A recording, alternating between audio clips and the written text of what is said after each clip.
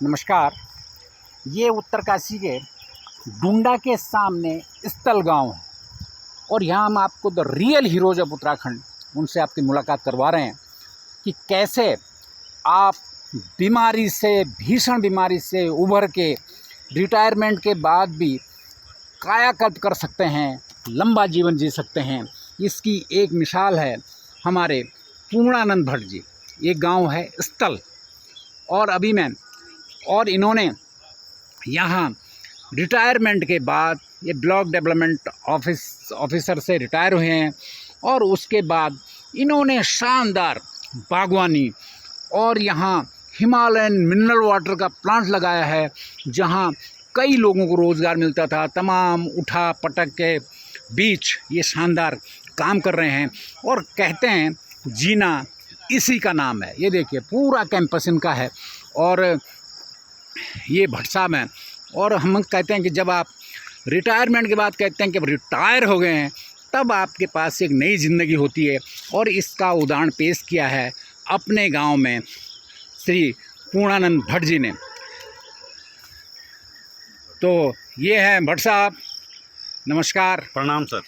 कमाल क्या कर दिया आपने अपने गांव में, आपने तो कमाल कर दिया सर। एक वह है कि पलायन पे काम कर रहा हूँ कि लोगों को इससे प्रेरणा मिले कि हम अपने घर में, अभी आड़ू के पेड़ थे कुछ, हाँ। तो मैं बेचता नहीं हूँ, लोगों को वैसे बांट देता हूँ। हाँ। लेकिन इतने ज़्यादा हो गए कि मुझे वो देने पड़े उत्तरकाशी और गाड़ी से भेजने पड़े, तब भी 4,000 रुपये का चला गया, छोट-पोट। हाँ। तो अब उससे लोगों को भी पता लग गया, नहीं तो मैं गाँव वालों को ही बांटता था, लेकिन उससे लोगों के पता लगे कि अगर हम आड़ू के भी 4 पेड़ लगा दें, हाँ। 4,000 रुपये आएगा तो मसाले का खर्चा निकल जाएगा, बच्चे की फीस चली जाएगी, बिल्कुल, या कुछ और सामान कपड़ा खरीदा जा सकता है। तो पेड़ों से धान और जो हमारे ट्रेडिशनल क्रॉप हैं, इससे भला होने वाला नहीं है। सबसे पहले आप ये बताओ सर, आपने ये सारा करामात, आपने मिनरल वाटर फैक्ट्री लगाई है, ये बागवानी की है, ये सुना आपने सब रिटायरमेंट की बात करा है? जी, रिटायरमेंट की बात किया, टोटल रिटायरमेंट की बात किया सर। रिटायर आप किस पोस्ट से हुए? मैं खंड विकास अधिकारी भटवाड़ी में था, वहाँ से मैं रिटायर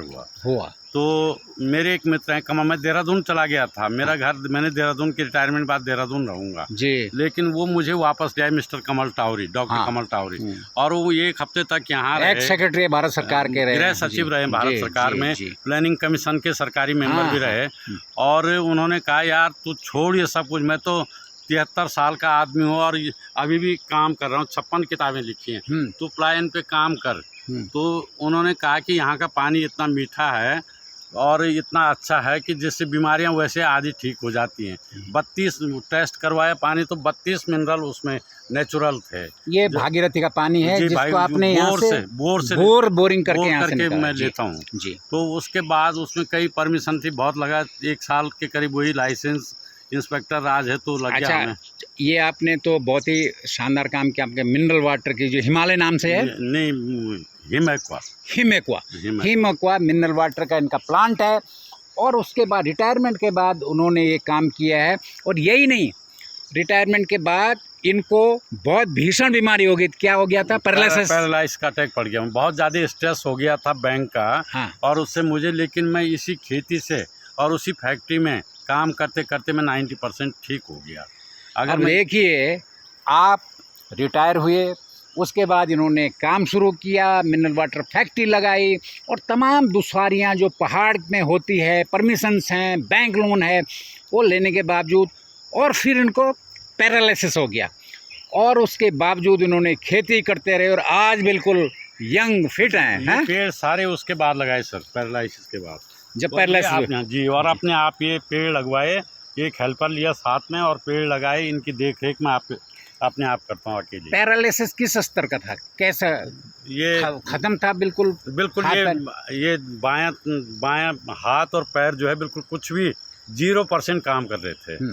लेकिन वो जो मैं ये खुदाई, ये करना, घास उखाड़ना, खरपतवार निकालना, पाइपों को जोड़ना, तो इस हाथ से मैं कुछ नहीं कर पाता, पर कोशिश करते करते मेरा ये हाथ आज काम करता है। 20 लीटर पानी की बाल्टी को उठा लेता है। और फिर आप बागवानी पे जुटे फिर हुए मैं हैं। बागवानी पे जुटा हुआ हूँ। ये उसके बाद शुरू किया बागवानी ये आप ही का है गुरुकुल होम स्टे, जी सर, जी जी। आयुष गुरुकुल। ये भी बनाया है कि ताकि इसमें भी कुछ लोगों को रोजगार मिले। बिल्कुल। और आज आ रहे हैं एयरफोर्स के कैप्टन्स आए, पायलट्स आए, और गुजरात के लोग आए, बॉम्बे के आए, लेकिन बड़े अपर क्लास के लोग ही ज़्यादातर यहाँ आते हैं, क्योंकि यहाँ कोई उसकी सुविधा नहीं है, अपनी कन्वेंस से आदमी आ सकता है। हाँ, और या हम उसको पिक कर लेते हैं देवीधार पे। ओके। अगर उन्होंने फ़ोन कर दे कि हमें पिक करने आइए, तो हम ये भी सुविधा उनको प्रोवाइड करते हैं कि हम अपनी गाड़ी लेके देवधार में खड़े हो जाते हैं। ये है रिटायरमेंट के बाद, जिसको रिटायर कहते हैं, उसके बाद इन्होंने नई शुरुआत की।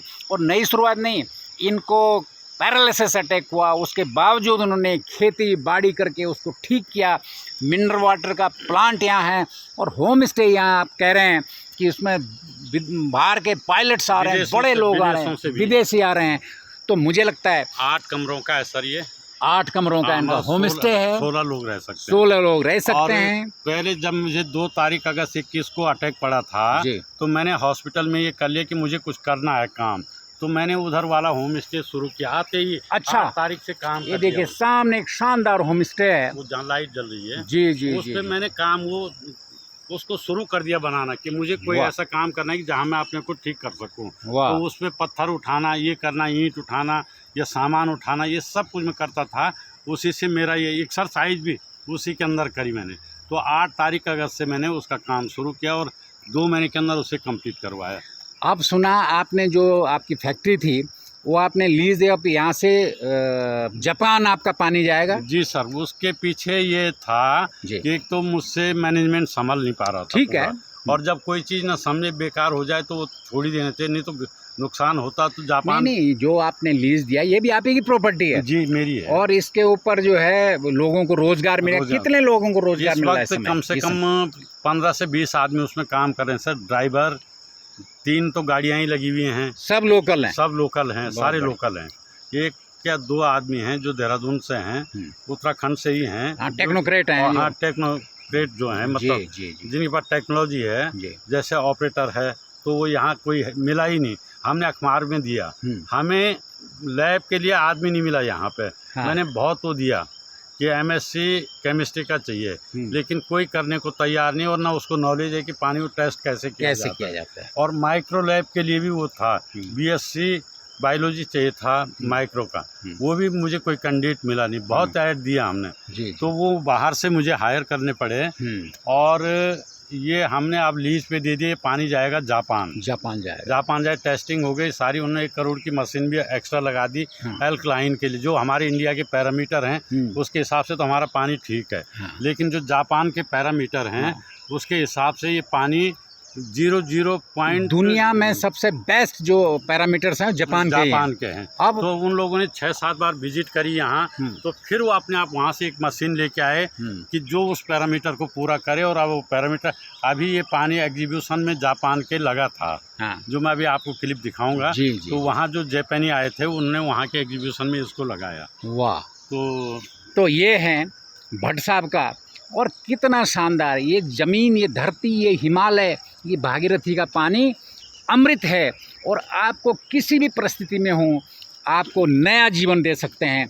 इसलिए कुल मिला के कहते हैं कि जो यहाँ से भाग जाते हैं देहरादून, अपने घर को अपने घर में रहिए। विवेकानंद जी को अमेरिका में जब प्रेस ने पूछा कि हिंदुस्तान में किस नदी का जल अच्छा है, तो उन्होंने कहा यमुना का जल अच्छा है। तो प्रेस ने कहा कि आपने यमुना का नाम लिया, तो आपने गंगा का नाम क्यों नहीं लिया? तो विवेकानंद जी ने कहा कि वो जल ही नहीं है, वो अमृत है। गंगा का जो जल है वो अमृत है। पवित्र यमुना का भी जल पवित्र है, पर ये अमृत है। क्योंकि जब तपस्या से गंगा निकली तो भगीरथ राजा के 60,000 पुरखे उसी से स्वर्ग को तारण हुए। तो ये किंवदंतियाँ हैं। बिल्कुल। तो इसलिए गंगा का तो ये भट्ट साहब हैं, ये बड़े अधिकारी रहे हैं। और साथ साथ ये भी है कि इन्होंने जन आंदोलन के लिए नौकरियां छोड़ी है। फिर रिटायर्ड हुए, 3 बार नौकरियां छोड़ी है। क्योंकि ये भ्रष्टाचार के खिलाफ, जो मुझे लगता है पहाड़ की सबसे बीमारी, इसके खिलाफ भी लड़ते रहे हैं। 3 बार नौकरी, जेल कितनी बार रहे? 5 उत्तराखंड राज्य के लिए। उत्तराखंड राज्य के लिए 24 दिन की डुंडा तहसील में हड़ताल की, 24 दिन की भूख और हड़ताल। 24 दिन की भूख हड़ताल की। यहाँ डुंडा तहसील जो इन्वायरमेंटल नुकसान हो रहा था उसके खिलाफ आंदोलन लड़ा। तो ये हैं हमारे पहाड़ के असली हीरो, जिन्होंने न सिर्फ किया है, ज़मीन पे काम कर रहे हैं और अब यहाँ दर्जनों लोगों को रोज़गार मिल रहा है और आगे भी मिलेगा। बिल्कुल मिलेगा, क्योंकि जब यहाँ का मिनरल वाटर जापान जाएगा और कंट्रीज़ में जाएगा। और ये तो होम स्टे में होम स्टे है, 2-3 लोगों को वैसे भी मिला हुआ है, 2-3 लोगों को मिला हुआ है।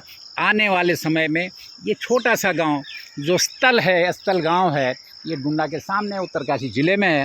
यहाँ छोटा सा इन्वायरमेंट फ्रेंडली इंडस्ट्री होगी वाटर की, और यहाँ बागवानी होगा।